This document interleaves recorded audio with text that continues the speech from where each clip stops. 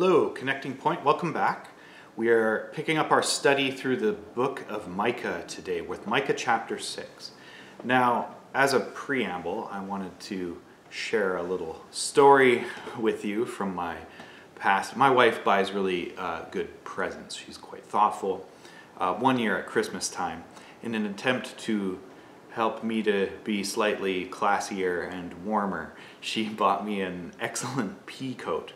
But I was not ready for this kind of a gift. I, in my youth, I don't know, I had some biases against it. I might have thought it was a little too hipster for my taste, or maybe I just hadn't worn anything like it in my past, or it might just be the fact that my taste in clothing is less than impeccable. And so whatever combination of factors it was, instead of receiving the gift properly, warmly thanking her, showing gratitude, my face did something not that. And so as you might imagine, that led to a small fight between us. We returned the coat in the days that followed, and then I've apparently been carrying around some self-inflicted emotional scar tissue over these years. This is over a decade ago now. I can't speak to her experience, though. I suspect it's something more like a good-natured rolling of the eyes or something like that.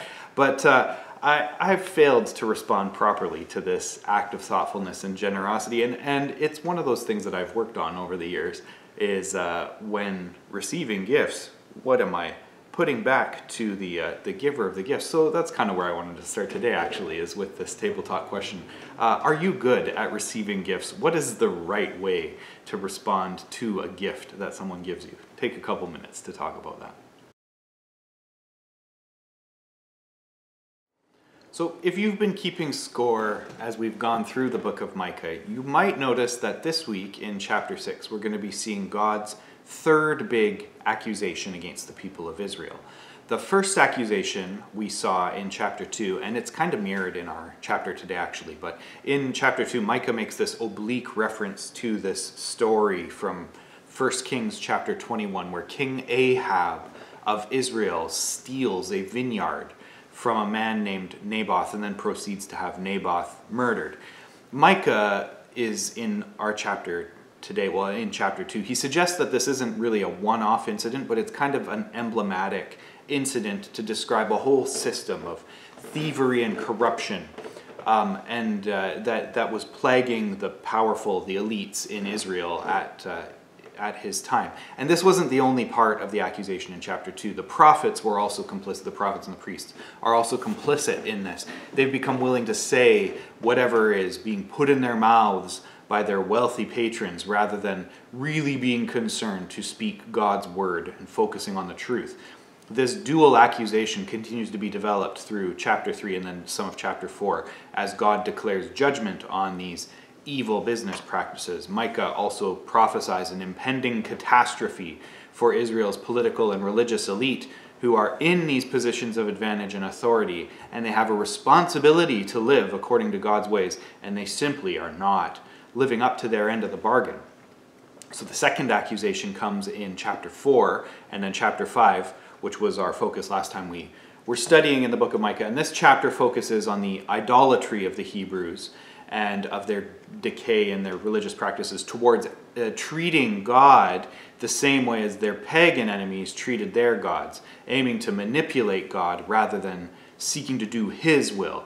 Further, they've put their trust into military might, chariots and horses in their instance, and as such, God's judgment is going to come down upon them and reveal the emptiness of both their religious and political pretensions. So with those kind of accusations in mind, we're going to read through chapter 6 in its entirety, and then we'll do a little bit of unpacking of this pivotal chapter in the book. So I have the Net translation in front of us today. Listen to what the Lord says. Get up, defend yourself before the mountains, present your case before the hills. Hear the Lord's accusation, you mountains, you enduring foundations of the earth. For the Lord has a case against His people. He has a dispute with Israel. My people, how have I wronged you? How have I wearied you? Answer me. In fact, I brought you up from the land of Egypt. I delivered you from that place of slavery. I sent Moses, Aaron, and Miriam to lead you. My people, recall how King Balak of Moab planned to harm you, how Balaam, son of Beor, responded to him. Recall how you journeyed from Shittim to Gilgal, so you might acknowledge that the Lord has treated you fairly. With what should I enter the Lord's presence? With what should I bow before the sovereign God? Should I enter his presence with burnt offerings, with year-old calves? Will the Lord accept 1,000 rams, or 10,000 streams of olive oil? Should I give him my firstborn child as payment for my rebellion, my offspring, my own flesh and blood for my sin? He has told you, O man, what is good, and what the Lord really wants from you. He wants you to carry out justice, to love faithfulness, and to live obediently before your God. Listen, the Lord is calling to the city. It is wise to respect your authority, O Lord. Listen, O nation, and those assembled in the city. I will not overlook, O sinful house, the dishonest gain you have hoarded away, or the smaller than standard measure I hate so much. I do not condone the use of rigged scales or a bag of deceptive weights. The city's wealthy people readily resort to violence. Her inhabitants tell lies. Their tongues speak deceptive words. I will strike you brutally and destroy you because of your sin. You will eat but not be satisfied. Even if you have the strength to overtake some prey, you will not be able to carry it away. If you do happen to carry away something, I will deliver it over to the sword. You will plant crops but will not harvest them. You will squeeze oil from the olives, but you will have no oil to rub on your bodies. You will squeeze juice from the grapes, but you will have no wine to drink. You follow Omri's edicts and all the practices of Ahab's dynasty. You follow their policies, therefore I will make you an appalling sight. The city's inhabitants will be taunted derisively, and nations will mock all of you. Now you may notice that in your text that this chapter has been broken into 3 sections. So section 1 I'm going to call verses 1 to 5, and this is a recollection of the Lord's faithfulness as a point of accusation against the faithless Israelites. Then section 2 is verses 6 through 8, which is kind of the central text to this chapter, and really it's one of the central texts to Micah. If there's a memory verse you're going to take from Micah, it's probably Micah 6, verse 8. And of course, our own Mark and Tracy have their ministry based on this notion that's given in 6, verse 8. So this is reiterating David's insight that all the religious offerings in the world are meaningless if they're not accompanied by faithful living and obedience.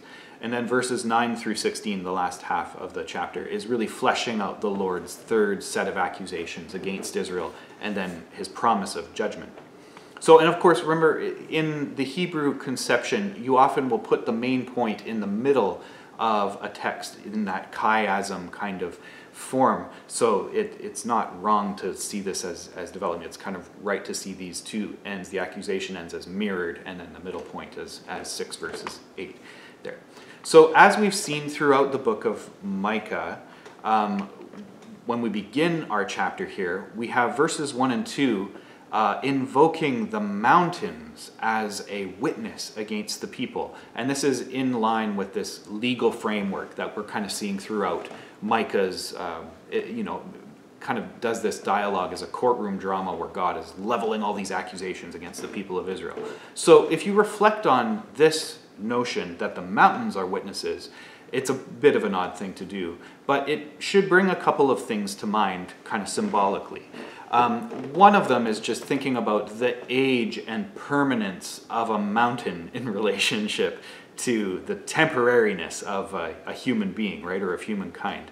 The second thing to think about might be the significance of mountains, particularly Mount Sinai and Mount Zion, in the Hebrew covenantal history. So there's like these places that have been particularly symbolic and important religiously for the Hebrews. Mountains are also, of course, high, and in that conception, in the ancient world conception, there was some sense that as you go up towards the heavens on a mountain, you are getting closer to God's space, as it were, right? But then the other thing to think about would be that God makes a link between receiving the land as an inheritance and obedience, moral obedience. So when you go read Leviticus, I'll have a verse up on the screen here. You can see this. It's a really serious, dual promise and threat that God makes, because He's noting that the Canaanite tribes that have inhabited the land of Israel, that the Hebrews are about to go and displace, have made themselves repulsive to the land with their disgusting moral behaviors. And he's saying that's why they're getting judged by the Hebrew people. They're being spit out of the land. They're being vomited out of the land is actually the language that's used.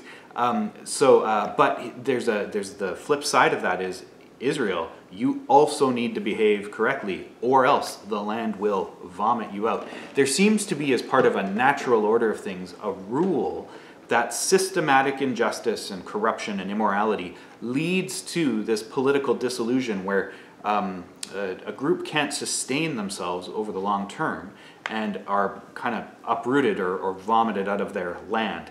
And there's nothing more land-ish than a mountain. It's the most land that you can find on the earth. So we have this whole set of ideas can kind of be derived from this idea of God using the mountains as his witnesses. And then to drive this point home, he begins to appeal to other things. Micah begins to appeal to other things that are more permanent in some ways than the flippant and frivolous behavior of the Israelites. And he goes back into Hebrew history, right? Stuff that's already been done. The events are set in stone. The lessons are there to be learned from, as opposed to, the decision that you're making next, right? So he appeals to the Exodus, and in particular, two stories from later in the Exodus sequence and actually in the book of Numbers. So in verse 4, he first appeals to the leadership of Moses, Aaron, and Miriam. And this is kind of an interesting reference, I thought, because on the face of it, that's a really positive example that God's giving. Look, I gave you these people who led you so successfully out of Egypt and into what God had promised for you. Except for when you think about it, there's also a measure of judgment that's being shown there, right? Miriam and Aaron are part of the generation of Israelites who are judged during the 40 years in the wilderness. And there are some particular stories about their leadership failures. You think of the golden calf in Exodus 32, where Aaron completely biffs it, or their opposition to Moses in Numbers 12, a little less known story.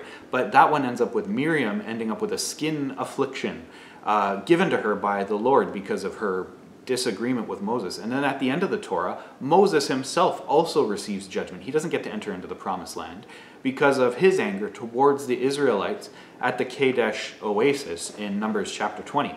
So we see in that example the twin realities of God's provision and protection, but also his righteous judgment are being shown. And this is one of those things that you're seeing throughout the prophetic writings, and especially in the book of Micah, but all the way throughout the prophetic writings, is that God's righteousness and mercy, his goodness towards his people, his provision for his people is promised. And his judgment is also promised. And that's a tension point. And it's one of those wise things to do, is to hold those two concepts in tension as you're reading these stories. The stories that Micah then appeals to in verse 5 are from Numbers chapter 22 to 24 first. And this is the famous story of Balaam and his donkey, right? God used this false prophet, Balaam, who was hired by the Moabite king Balak to scream curses at the Israelites. But whenever Balaam goes to try to yell his curses at the Israelites, he ends up blessing them, and Balak gets really mad about it, and it ends up, it's kind of comedic, the whole story, the way it plays out. And then we turn our attention later in the story where Joshua actually gets to lead the people of Israel into the promised land, crossing the Jordan River on dry ground. So we have this kind of quick snapshot invocation of all of this historical context for Israel. What are you doing, behaving like you do, in light of this covenantal history where God has provided through people who want to follow him, even through people who don't want to follow him, like the Moabite king and the false prophet Balaam. And God is sovereign throughout this whole thing. We see this theme is brought to our attention, and it's expanded on here. The threats to Israel are never due to God's lack of power or that he's repealing his grace from them. Rather, the threats that are showing up on Israel's doorstep are due to the nation failing to take seriously both his sovereignty and his grace, both his provision and his judgment. And that's really the key peace for the Israelites. That's an important thing for them to do, is to participate in that narrative where God is the one who is sovereign and is in charge and is the one who provides justice, who demonstrates the way to do justice in the society. Now, in studying for this week, I came across this phrase, remembrance equals participation. And I wanted to think about that a little bit more, because you'll see this so often in the prophetic writings, that they appeal to remembrance. They appeal to this, what happened in the past that causes me to think about the present, right? And that's one of the key points about this phrase, remembrance equals participation, is that remembrance isn't merely recollection. Remembrance occurs more fully when your present attitude or your mindset or your theology or your decision-making process is affected by what has happened in the past. And this is the rationale for Micah's appeal here. This is the reason that we do a thing like we did last weekend, where we celebrated Easter, Pascha, Passover, whatever you want to call it. We take time to remember what God has done for us. This is why we emphasize study of the Bible in our church gatherings. These are all different types of acts of remembrance, and they allow space in our hearts and in our minds for the truth of God, the truth of how he has dealt with humanity in space and time to affect our hearts and minds, to change us, right? And as we engage with that grand history, which we see played out in the Old Testament, or we see played out in the life of Jesus of Nazareth, we realize that we are being brought into God's eternal story, and we see that his story, in fact, has become our story as well. We identify with Christ, right? So before we turn to the back part of the chapter, I want to give you a moment to think about this act of remembrance for a little bit, and I'll give you a table talk question to kind of prompt you. So what is a way that you've personally experienced God's mercy, or maybe his judgment, in your life? Take a couple minutes for that. So the chapter concludes by referring us back to that later part of 1 Kings, that story that we mentioned above with King Ahab and swiping the Naboth's vineyard. But we're actually going to jump even before that. We're going to go back all the way to 1 Kings chapter 16. And if you go read 1 Kings 16, you very briefly see the mention of King Omri and his rule over the northern 10 tribes of Israel. So he had won a small civil war to take control of the northern tribes, and he was the king who created the city of Samaria. Omri rules for 12 years in total, and his legacy in the Old Testament is that he, quote, did more evil in the sight of the Lord than all who were before him, end quote. Pretty heavy stuff there from King Omri. And his actual historical weight is even higher than that, than the biblical account necessarily gives him credit for. If you go and read like Assyrian descriptions of the tribes and the people in the area, they actually call the kingdom of the northern 10 tribes of the Hebrews a name that's derived from Omri's name. So they call them like the Omri folk, kind of a thing. Now, the Old Testament story ends up focusing much more heavily on Omri's son, Ahab, who we see referred to in our text today immediately after Omri's name is invoked. So the last 6 chapters of 1 Kings chronicle Ahab's evil in painful detail, especially because Ahab ends up in this power struggle with the prophet of God, Elijah. And there's some pretty spectacular stories that you can read in the latter part of 1 Kings there. Ahab's legacy is that he's an accelerant of all of the evil things that Omri did. Worst of all, Ahab marries this Phoenician or Canaanite princess, Jezebel, who is not an Israelite, but is a very devoted pagan worshiper of Baals and Asherahs, and she leads him into horrendous idolatry and evil religious practices, it goes from bad to worse as you read through the later part of 1 Kings. So as I mentioned above, that particular story of Ahab's rule where they seize this vineyard from Naboth is not just it's not just an elite problem, right? It's not just that the politically powerful are grabbing at land and then using lies and violence to hold on to their ill-gotten gains. It's actually kind of this endemic problem throughout Israel.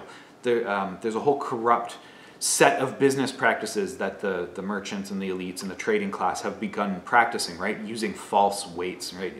Lighter weights for when you're buying, and heavier weights for when you're selling, and these kinds of evil practices where you're kind of, I don't know, you're needing to behave honorably and honestly. And the wealthy, Micah says, are making their gains dishonestly, and then they're backing up their fraudulent practices with lies and violence. And so this is all characterized by Micah as following the edicts or the policies or the practices of Omri and Ahab. And God pledges that poetic justice is coming in response to this. Your food will not be filling, your ill-gotten grapes will not yield wine, your falsely gained oil will not, olives will not yield oil. So as you chase out the story, this is a really good way to interpret what ends up happening to Ahab's dynasty. Ahab's name goes down in history as a villain, right? And Elijah and Micah are both heroes of the faith, and they're the ones who are speaking out against these evil practices. So it should make us think, though, like Micah's clearly got a bead on what the problems are, the moral problems are in Israel, and he asks them to reflect for a minute. What are you supposed to actually do? What are the actual demands of the Lord? Obviously, the failures of the leadership are morally repugnant to God. But then we get this really interesting middle section in verses 6 to 8 to discuss what is it that God wants from you. So Micah, with a kind of sarcastic tone, begins by asking, what should one do to enter into the Lord's presence? And first he suggests offerings. Now, it makes some sense. That's in fact the way that God prescribes that the Israelites should enter his presence in the law given by Moses, that they will reconcile with God through burnt offerings and sacrifices.